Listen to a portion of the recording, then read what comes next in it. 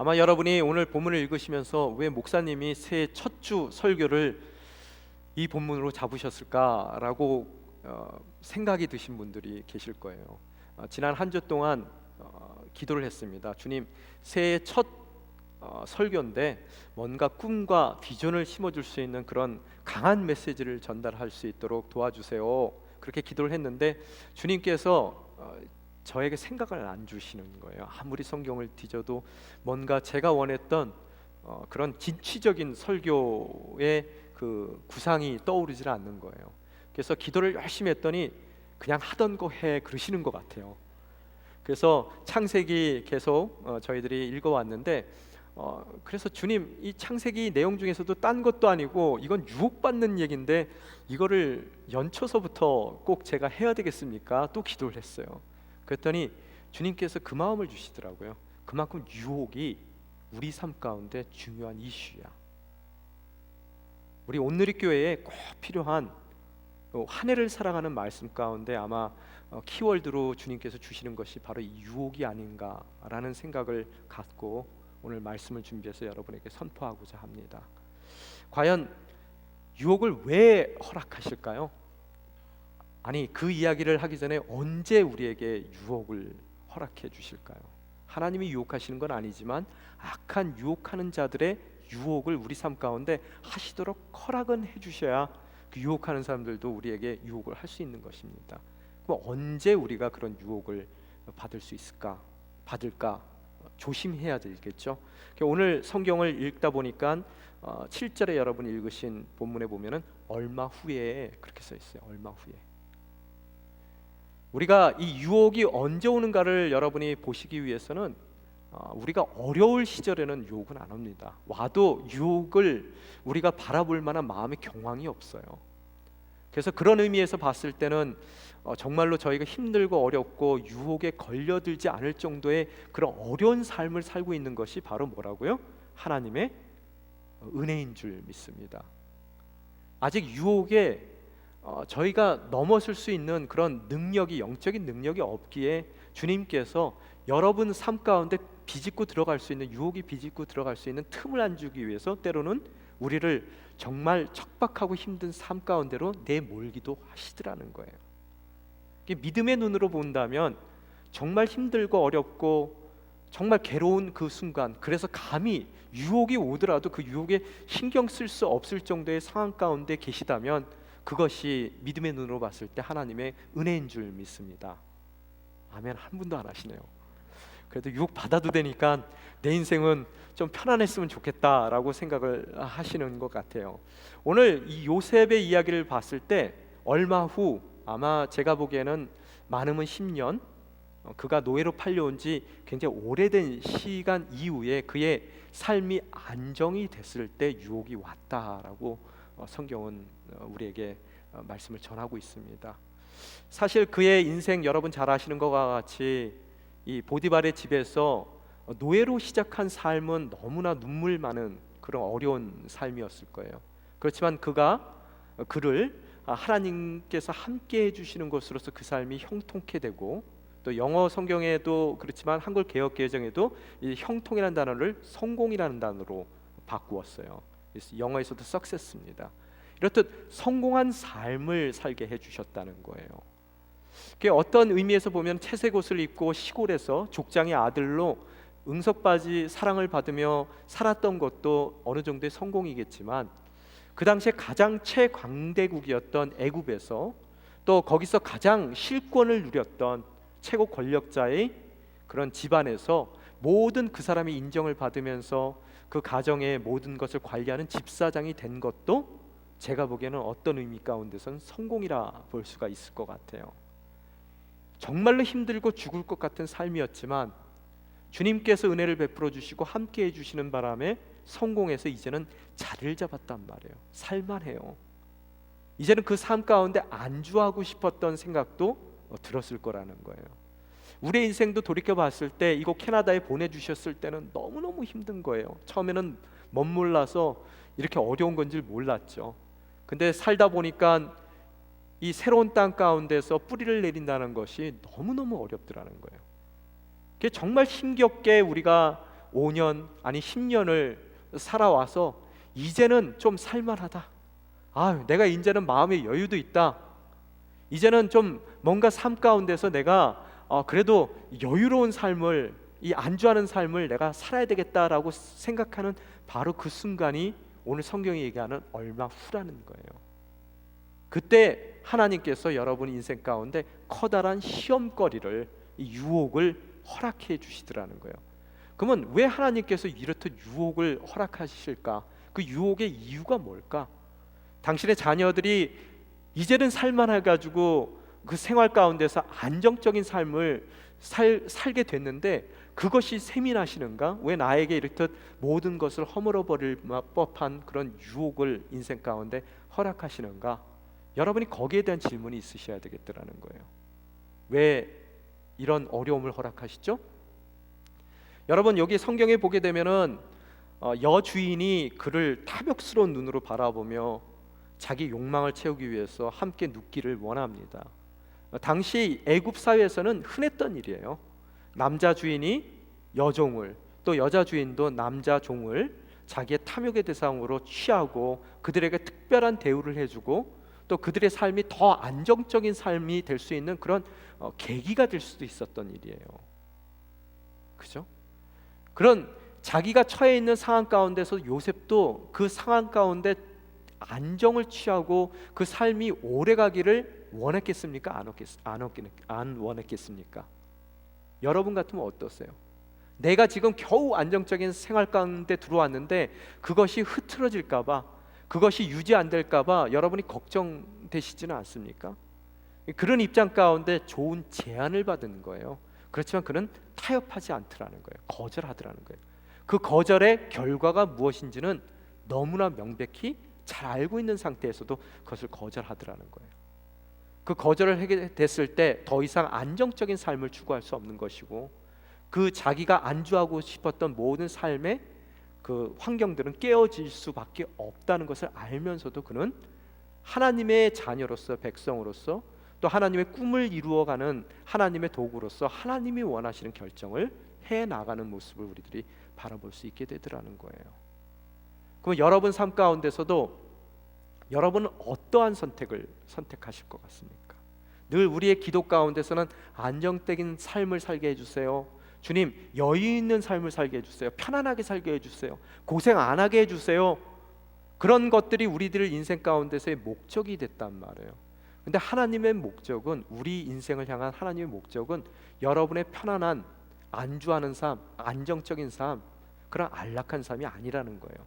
하나님이 원하시는 것은 총리 대신이 되어야 되는 것이고, 그래서 12 형제들의 가족들을 그 요셉이라는 한 인생을 통해서 구원하시기를 원하시는 것이 하나님의 목적이에요.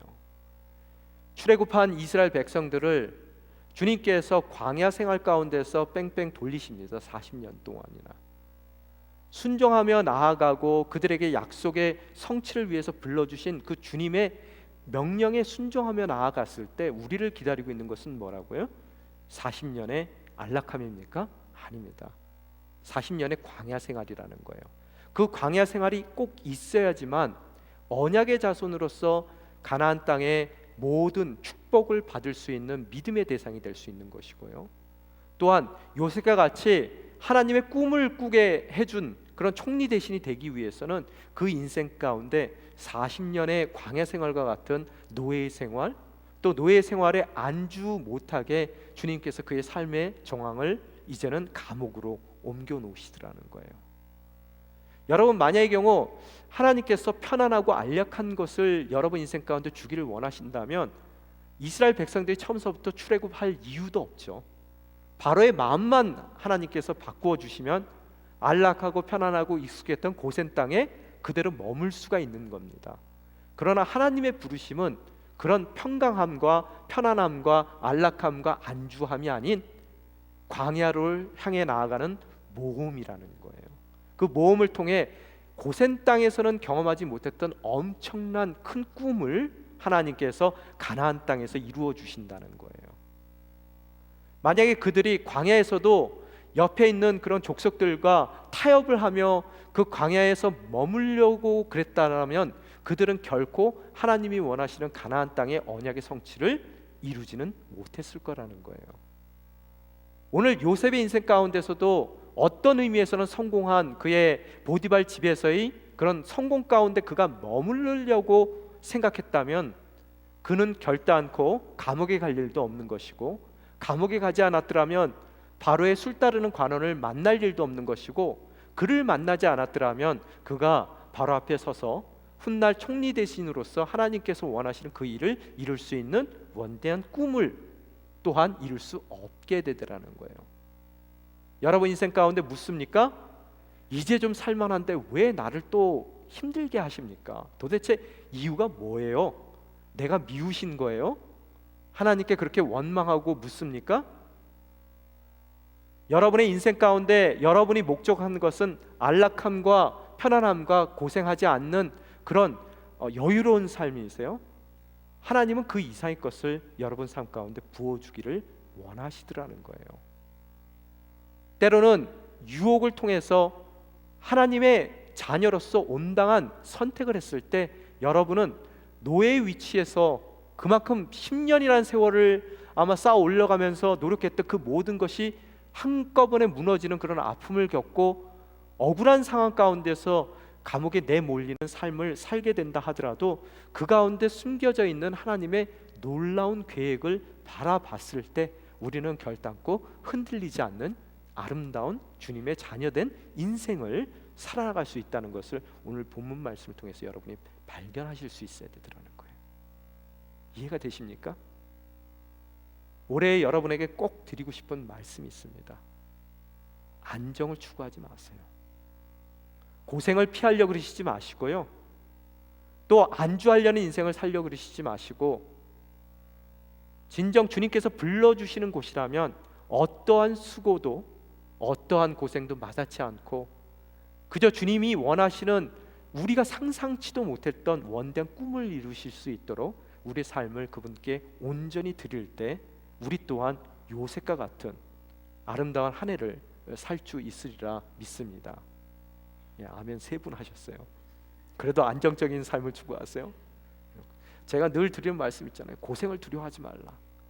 우리가 고생을 두려워하지 않고 또 우리가 겪게 될 수고를 두려워하지 않고 또 우리가 안정하고자 하는 그런 마음 하나만 내려놓게 되면 세상에는 너무나 많은 하나님의 일이 눈에 보이기 시작한다는 거예요. 그 일들을 하나하나 순종하며 이루어갈 때 비록 고생스러운 삶이고 수고스러운 삶이지만 그 인생이 여러분을 인도하는 곳은 어디라고요? 바로 약속의 땅 가나안의 언약의 성취라는 거예요. 왜 두려워하십니까? 왜 여러분이 그 자리에 머무시기를 원하시느냐는 거예요. 하나님은 여러분으로 하여금 그 자리를 떠나 모험의 자리, 또 하나님이 하나님의 가능성을 여러분 인생 가운데 이루어 드리기 원하는 바로 하나님의 부르심의 자리로 옮겨가기를 원하시더라는 거예요. 오늘 그 모습 가운데서 이 아내는 정말 이 욕망의 눈으로 그 요셉을 바라보는 것이 저희들 눈 가운데 읽게 됩니다. 오늘 본문 말씀에 보면은 8절 한번 같이 읽겠습니다. 시작. 요셉은 거절하면서 자기 주인의 아내에게 말했습니다. 보십시오, 주인에게는 제게 전혀 간섭하지 않으시고 자신이 가진 모든 것을 제게 맡기셨습니다. 이 8절 9절에 보면은 거절하는 3가지 이유를 얘기하고 있어요. 첫 번째 이유가 오늘 방금 읽으신 8절에 나오는데요. 뭐예요? 나에게 모든 것을 맡겨준 주인이라는 거예요. 그 당신 남편이 개인적인 차원에서의 그 이유를 대고 있어요. 거절할 이유. 그 사람이 나를 신임하고 믿어줬는데 종과 주인의 관계 가운데서 그 신의를 저버릴 수 없다라고 이야기를 하고 있습니다. 첫 번째 이유, 개인적인 차원에서. 두 번째 이유 보겠습니다. 9절 읽겠습니다. 시작. 이 집에서 저보다 큰 사람이 없습니다. 내 주인께서 제게 허락하시지 않으신 것이라고는 마님밖에 없는데 그것은 마님은 주인의 아내이기 때문입니다. 여기까지요. 두 번째 이유가 뭐라고요? 윤리적인 차원에서요. 사회적인 차원. 첫 번째 게 개인적인 차원이었다면 이제는 사회적이고 윤리적인 차원 가운데서 다른 남자의 아내라는 거예요. 그래서 윤리적으로는 이것이 사회적으로 용납될 수 없다라고 이야기를 합니다. 또한 세 번째 이유로 뭐라고 얘기하면 그 9절의 마지막 부분이요. 그런데 제가 어떻게 그렇게 악한 짓을 저질러 하나님께 죄를 짓겠습니까? 세 번째 이유가 뭡니까? 신앙적인 종교적인 이유라는 거예요. 하나님이 눈 시퍼렇게 뜨고 멀쩡히 계시는데 내가 아무리 이게 개인적인 차원에서 용납되고 또 사회적인 차원에서 윤리적인 차원에서 누군가의 눈을 가릴 수 있고 그 모든 것이 온전하게 나의 욕심을 채울 수 있다. 한쪽에서는 성적인 욕심을 채우고 한쪽에서는 안정적인 삶에 대한 추구를 채울 수 있는 바로 그 순간에 하나님이 쳐다보고 계시다는 것을 그는 알고 있더라는 거예요. 여러분이 항상 잊지 말아야 될 것이 뭐냐 하면 우리가 개인적인 신이 그래 내가 추구하는 욕망이 더 크다면 얼마든지 그거 버릴 수 있어. 그런 나쁜 마음을 갖고 또 사회적으로도 사람들의 지탄을 받을 수 있는데 얼마든지 숨어서 할 수 있어. 아니 나는 능력이 있고 권세가 있기 때문에 나를 지탄하는 사람들의 모든 입을 막을 수가 있어. 나는 권력자야 라고 생각하신다 하더라도 여러분이 결단코 잊지 마셔야 될 것이 하나님께는 결코 여러분이 숨길 수 없는 것이고 하나님의 권세보다 여러분이 가진 권세가 크지 못하다는 것을 여러분이 깨달으실 수 있어야 돼요. 여기에 걸려든 사람이 누굽니까? 다윗이에요.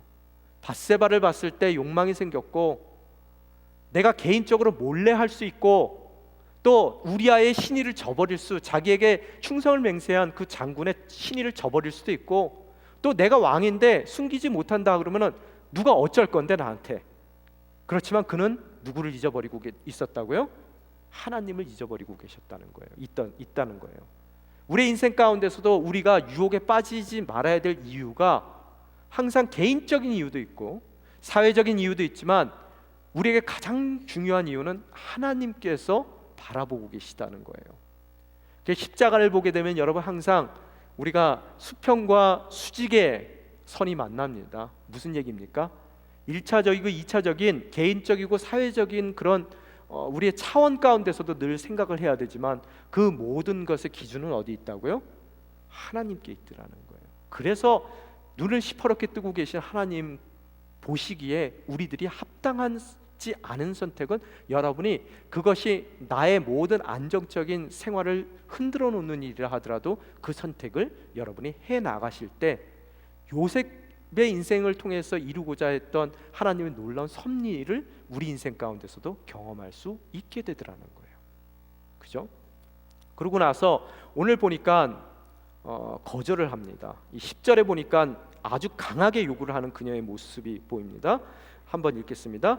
그녀가 날이면 날마다 요셉에게 끈질기게 요구했지만 요셉은 그녀와 함께 자기를 거절했을 뿐만 아니라 함께 있으려고도 하지 않았습니다.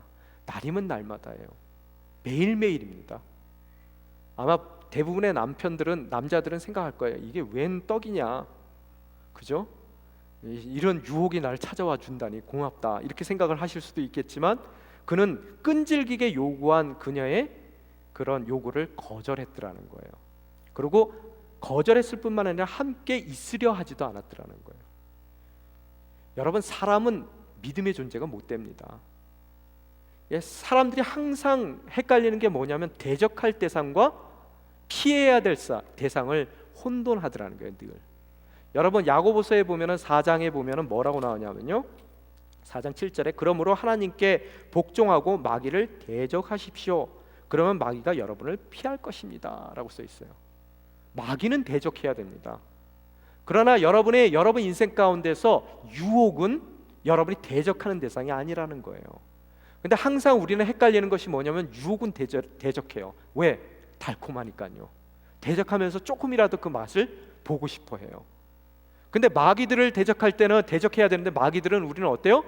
여러분 밤에 캠핑 갔는데 하얀 속옷 입은 사람이 여러분 옆에 덕 서 있어요. 어떻게 해요? 도망가죠? 무서워서요? 무서움의 대상이 아니라는 거예요. 그래서 더 무서운 모습으로 나타날 수 있어요. 예수 그리스도의 십자가의 사건을 통해서 그 모든 마귀들은 이미 힘이 빠졌습니다.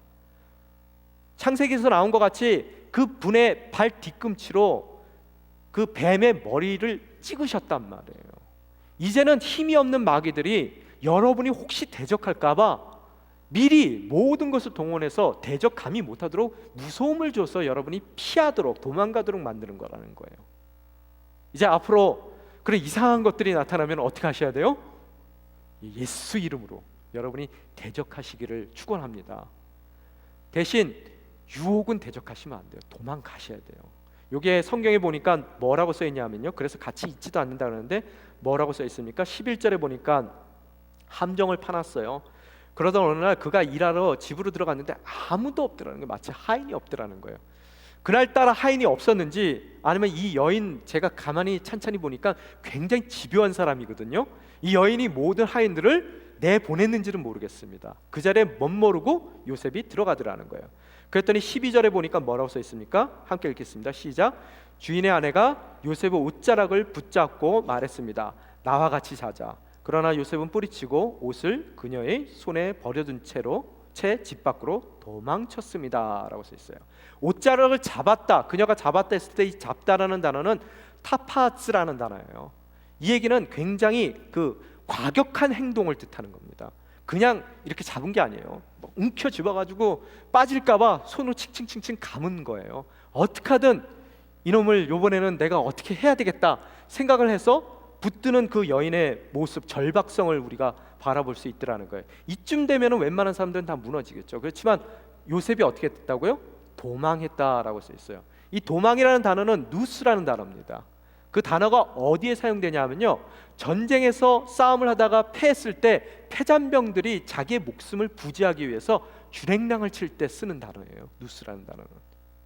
또한 어디에 사용되냐면 구약 성경에서 여러분 실수로 사람을 죽였을 때, 실수로 죽였을 때는 어떻게 해야 돼요? 사고로 죽였을 때 어디로 도망갑니까? 도피성으로 도망갔을 때 그 목숨을 연명할 수 있단 말이에요. 그래서 그 도피성으로 도망가는 그 도망을 바로 누스라는 단어로 사용하고 있더라는 거예요. 오늘 요셉의 이야기를 통해서 여러분에게 주시는 말씀 뭐냐 하면 유혹은 대적의 대상이 아니라는 거예요. 뭐의 대상입니까? 도망의 대상이에요. 어떻게 도망갑니까? 누스. 여러분이 전쟁터에서 정말로 이제는 목숨 하나만 부지해야 되겠다 생각하고 모든 것을 포기하고 주랭랑을 치는 것 같은 도망감, 또한 사고로 사람을 죽여서 이제는 손에 잡히면은 그 사람들에게 보복을 당할 수밖에 없는 상황 가운데 정말 저 도피성만 들어간다면은 내가 살 수 있다는 그런 마음으로, 절박한 마음으로 도망가는 그 도망해야 될 대상이 바로 뭐라고요? 유혹이라는 거예요. 저도 안 믿습니다. 여러분도 여러분을 절대로 믿어서는 안 돼요. 제가 우리 교육자들에게 늘 하는 얘기가 뭐냐 하면 여자 성도들하고 절대로 자동차 같이 타지 말라예요. 단 둘이. 그분이 70세 이상이면 돼요.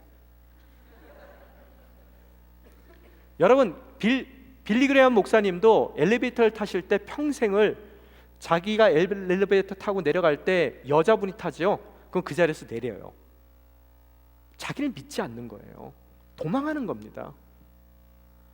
제가 늘 교육자들에게 차도 같이 타면 안 되고 한 방에 아니면 공적인 공공장소에서도 단 둘이 만나면 안 된다라고 얘기를 해요. 믿질 못하는 거예요. 아무도. 내 자신을 믿어서는 안 된다는 거예요. 여러분, 우리 교육자들한테 가실 때 차 좀 태워주지. 근데 치사하게 안 태워줘요? 감사하게 생각하세요. 여러분, 항상 이 유혹하는 사람들의 특징이 뭐냐 하면요, 상대방을 바라봤을 때, 유혹의 대상을 봤을 때 자기 욕심 때문에 바라보거든요. 심리학자들의 문제, 이 상담학자들의 얘기하는 게 뭐냐면은 그 욕심으로 그 상대를 바라봤을 때 그 상대를 사물화하는 데 문제라는 거예요. 인격으로 바라보지 않습니다. 만약에 그 여인을 바라보고 남자를 바라봤을 때 누군가의 아들, 누군가의 남편, 누군가의 동생으로 만약에 바라본다면은, 형제로 바라본다면은 어떻다고요? 그 인격으로 바라봤을 때 우리는 우리의 그 욕심의 대상으로 그 사람을 바라볼 수가 없더라는 거예요. 그런데 욕심으로, 욕정으로 바라보는 사람들의 특징이 뭐냐면 나의 욕심을 채울 수 있는 대상으로, 사물로 바라보더라는 거예요. 더 이상 그 사람의 가치를 바라보는 것이 아닙니다. 그래서 자기 욕심을 채우기 위해서 그 사람을 사용하는 거예요. 이용당하는 것이 바로 유혹이라는 거예요. 근데 이용하려고 하는 사람이 있으면 우리는 함께 이용을 하려고 덤벼든단 말이에요. 그래서 서로 유혹을 하고 유혹에 빠지는 관계 가운데 놓이게 됐을 때 우리가 잃게 되는 것은, 여러분, 가장으로서의 그런 역할이 아니라 자기의 인격 자체를 잃어버리는 거예요. 사물화되는 거라는 거예요. 이해가 되십니까? 여러분, 여기 결혼 안 하신 분들은 조심하셔야 돼요. 그런 대상을 만나면 안 돼요. 그 대상들의 특징이 뭐냐 하면, 이 욕정으로 사람들을 바라봤을 때 그것을 사랑으로 착각하고 그들에게 가까이 섰을 때 그것을 사랑으로 받아들이기 시작한다면, 문제는 뭐냐면 거절했을 때 엄청난 일들이 일어납니다. 왜? 이미 인격이 아니라 뭐였다고요? 사물이에요. 그래서 사람 다루듯이 다루지 않고 사물 다루듯이 다루어버리더라는 거예요. 증오합니다. 미워해요. 그래서 어떻게 하든 그 미움의 감정이, 거절당했을 때 그 미움의 감정이 굉장히 폭발해버리는 그런 경우들이 있게 되더라는 거예요. 그 사람은 사랑하는 사람 아닙니다. 욕정에 끌려 있는 사람이죠. 왜 우리 부부간에 이렇듯 증오가 많은 줄 아세요? 여러분이 결혼하실 때 여러분이 갖고 있었던 그 욕심과 개인적인 욕심을 채우고자 하는 그런 욕심의 대상으로 그것을 사랑으로 착각하고 결혼했기 때문에 조금의 거절이 있으면은 분노가 안에서 솟아나오는 거예요. 그래서 그 분노로 어떻게 된다고요? 증오하고 그 사람을 파괴하는 모습들을 우리들이 발견하게 되더라는 거예요. 오늘 이 시간 예수 그리스도의 이름으로 선포합니다. 십자가의 보혈로 그런 욕심적인 그런 욕망에서의 모든 결혼 생활들이 말끔히 씻겨지기를 주님의 이름으로 선포합니다. 그래서 오늘 이 여인의 모습을 보게 되면은 그런 사물화된 모습 가운데서 거절당하고 있는 거예요. 그래서 오늘 성경에 보면은 여러분 13절 한번 읽겠습니다. 그녀는 요셉이 겉옷을 자기 손에 버려둔 채로 집 밖으로 도망친 것을 보고, 그랬어요. 본다는 단어예요. 자기가 그래도 주인인데, 또 내가 그렇게 아껴줬는데 나를 무시한 거야 네가? 그리고 도망쳐가는 그 모습을 바라보면서 그 마음 가운데 뭐가 생겼다고요? 증오심이 생겼다는 거예요. 여러분, 사랑은 어떤 거예요? 온유한 거예요. 사랑은 어떻습니까? 오래 참는 거예요. 그 사람이 거절을 했다 하더라도 진정 그것이 사랑의 마음이라면 그 사람의 때를 기다려주고 조용히 온유한 모습으로 자기의 삶을 지켜나가는 것이 사랑이라는 거예요. 교회에서도 부부뿐만 아니라 목사의 성도의 관계도 마찬가지예요. 목사님 사랑합니다. 근데 목사가 이게 담담해요.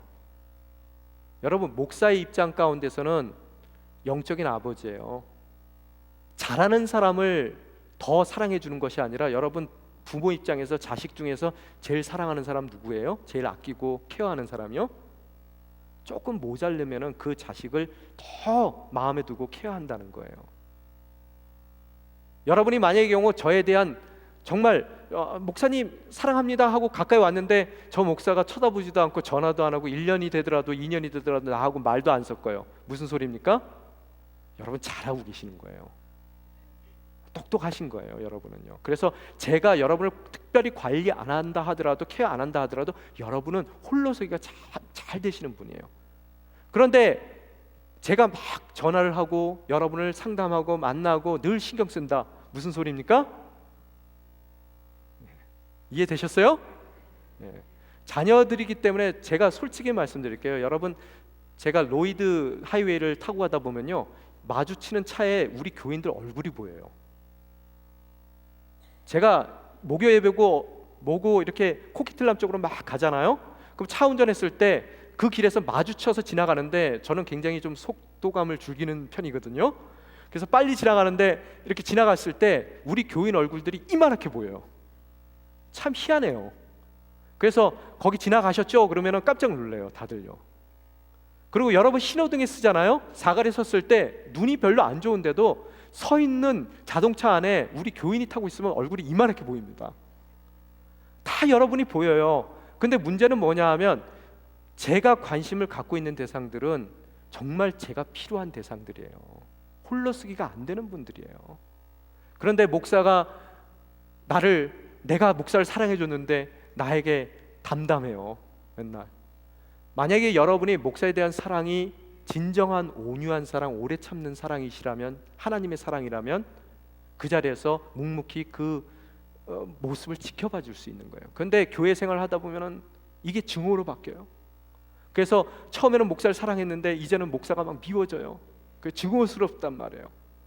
그래서 우리 교회 내에 아니면 다른 교회 내에 목사들과 성도들 간에 갈등이 시작되는 것을 많이 볼 수 있더라는 거예요. 오늘 그 갈등이 있습니까? 오늘 여러분의 저를 향한 사랑이 이제는 정말 진정한 사랑으로 변화되기를 주님의 이름으로 축원합니다. 그래서 오늘 보니까 뭐라고요? 도망가는 걸 보고 막 화를 냈어요. 14절에 보니까 어떤 모습이 있습니까? 한번 읽겠습니다. 시작. 집에서 일하는 하인들을 불러 말했습니다. 보라, 주인에게 우리를 웃음거리로 만들려고 이 히브리 사람을 데려왔나 보구나. 이 사람이 내게로 와서 나를 덮치려고 해서 내가 큰 목소리로 질렀다. 이 구절에서 보게 되면 즉각적으로 증오가 그의 삶의 태도로 나오는 것이 보여집니다. 행동으로 옮겨지더라는 거예요. 그가 첫 번째 한 일이 뭐예요? 그녀가 하인들을 불렀어요. 없었던 하인들을 다 불러 모읍니다. 불러 모으는 이유가 뭐예요? 이제는 요셉을 해칠 그런 음모를 꾸미고 있는 거예요. 증인들이 필요한 거예요.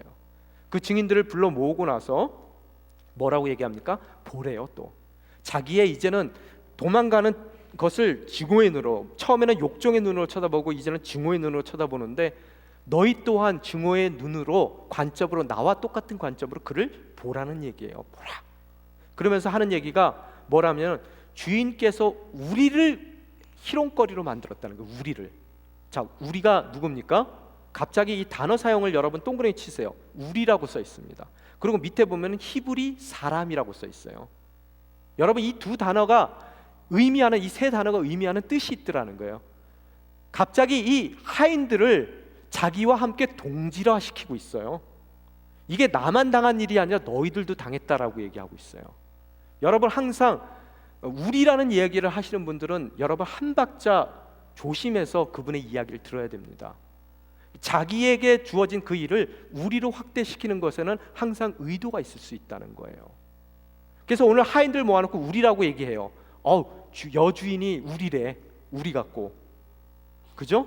한 패가 된다는 거예요. 그러면서 하는 얘기가 뭐냐면은 이 히브리 사람, 주인이 이 히브리 사람을 데려왔다는 거예요. 히브리라는 말은 이불이라는 뜻이에요. 여기서 이불이라는 원어를 쓰게 되는데 그 뜻이 낯선 사람, 혹은 저쪽에서 굴러온 돌멩이, 그런 뜻이에요.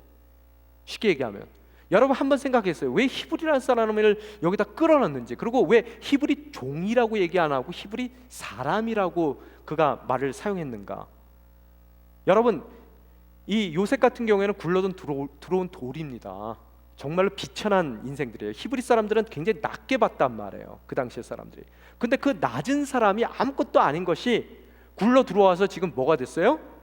그 집안의 집사장이 됐단 말이에요. 나는 태어나길 이 집안에서 태어났어요. 그리고 평생을 내가 주인을 위해서 열심히 노력했는데 나는 그래도 고결한 그 반쪽짜리 애굽의 피도 갖고 있고 뭐 기타 등등 내가 쟤보다 훨씬 나은데 왜 주인은 쟤를 편애하고 있었냐는 거예요. 제가 승승장구 승진하고 주인의 호의를 받는 사람으로서 삶을 살아가는 것이 너무나 안 이뻤고 더러웠단 말이에요. 그게 짜증이 나 있었단 말이에요. 그런 마음들을 다 알고 있어요. 그 질투의 마음. 그래서 뭐라고요? 우리예요, 갑자기. 그러면서 뭐라 그래요? 히브리 사람이라는 거예요. 히브리 종이라고 붙으면 뭐예요, 여러분? 얘네들도 종이에요. 그러면 종끼리 또 동질감이 형성된단 말이에요. 그래도 주인이 좀 너무한다 라는 이야기를 할 수가 있다는 거예요. 그래서 종이라는 말을 피하고 함께 공유될 수 있는, 종과 주인이 공유가 될 수 있는 사람이라는 단어를 사용하는 것으로써 그들과 자기가 연계되고 동질화되는 그런 것을 꾀하는 이 여인의 계책을 여러분이 바라볼 수 있게 되더라는 거예요. 이해가 됐습니까? 그래서 하나로 만들어요. 자기 편에 서서. 참 놀라운 사람들입니다. 그죠? 여러분, 이런 우리 말을 잘하는 사람들은 여러분이 조심하셔야 돼요. 아무것도 모르는 여러분을 어떻게 만든다고요? 자기의 뭐예요? 플롯의 그런 주인공들로 만들어 버리더라는 거예요. 그러고 나서 뭐라고 얘기하냐면요, 그 사람들에게 13절 보면 그녀는 요셉이 겉옷을 자기 손에 버려둔 채 집 밖으로 도망간 거. 13절 저희가 읽었군요. 그러고 나서 뭐라고 얘기냐면 이 14절이요 뒷부분, 이 사람이 내게 와서 나를 덮치려고 해서 내가 큰 소리 질렀다. 15절, 내가 목소리를 높여 고함치니까 그가 옷을 내 옆에 버려둔 채 집 밖으로 도망쳤다. 이 우리라는 동질감을 끌어낼 뿐만 아니라 또한 히브리 사람이라는 말을 통해서 그들이 갖고 있는 질투심을 자극시켰을 뿐만 아니라 이제는 뭐라고요? 자기가 손에 쥐고 있었던 증거물, 그것을 옆에 놔두고 갔다. 증거 조작을 하고 있는 거예요, 여러분. 이 옷이라는 얘기는 뭐냐면은 손에 쥐었다는 얘기는 무슨 소리입니까? 컨트롤이 있다는 얘기죠. 그래서 예전에 채색 옷을 쥐었던 형들에게 컨트롤이 있어서 아버지를 속이는데 그 옷이 사용되더라는 거예요. 오늘 성경에서 그 야곱의 옷이 그 여인의 손에 남겨져 있었다라는 얘기는 뭐냐 하면 그 여인의 손을 통해서 그 모든 그 권세를 통해서 모든 것이 또한 조작되고 그것으로 인해서 요셉이 어려운 지경 가운데 놓이게 됐다는 것을 암시하고 있는 단어입니다. 그렇지만 그것이 어떻게 됐다고요? 옆에 놓여 있다라고 이제는 그 증거물을 만들어가고 있는 모습을 바라볼 수 있게 되더라는 거예요. 그러고 나서 어떻게 됩니까?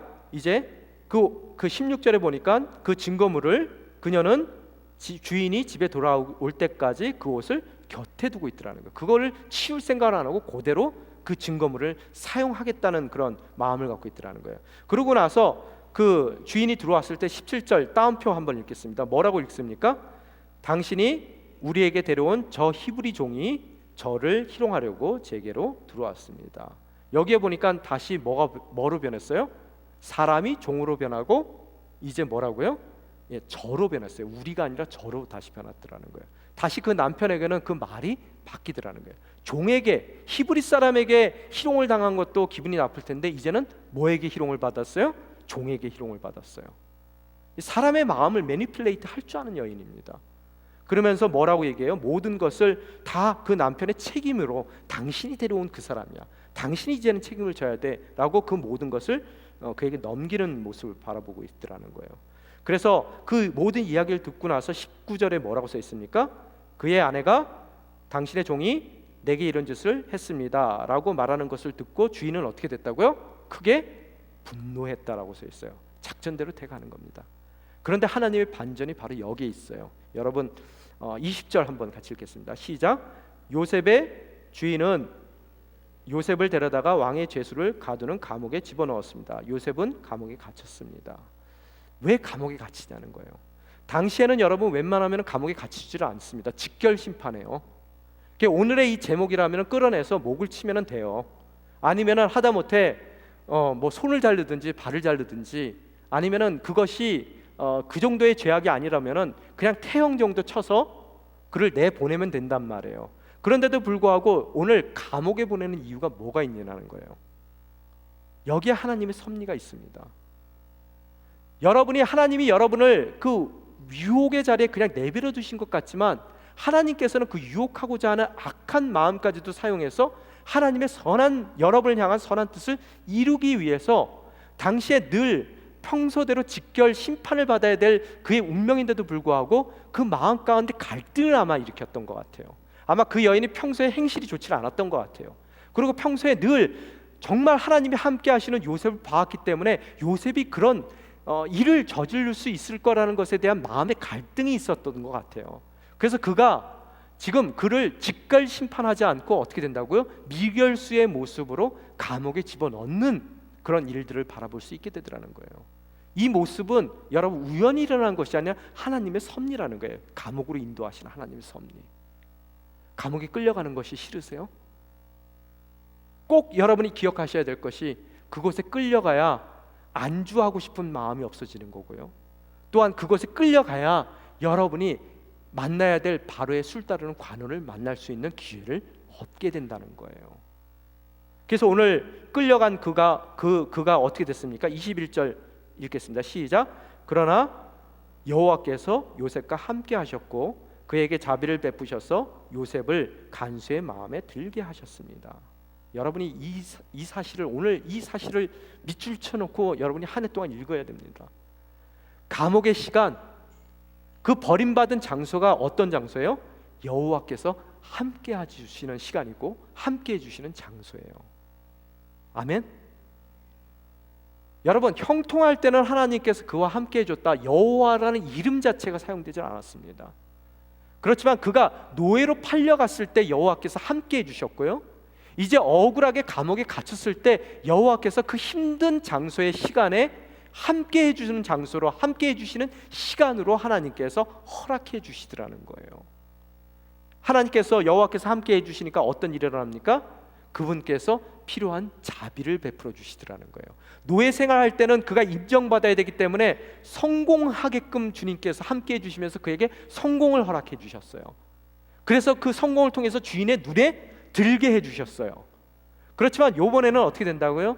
이 상황 가운데서는 성공하는 것이 아니라 그 간수의 마음 가운데 자비함을 베풀 수 있도록 주님께서 그 호의를 베풀 수 있도록 자비함으로 그 인생을 채워주시더라는 거예요.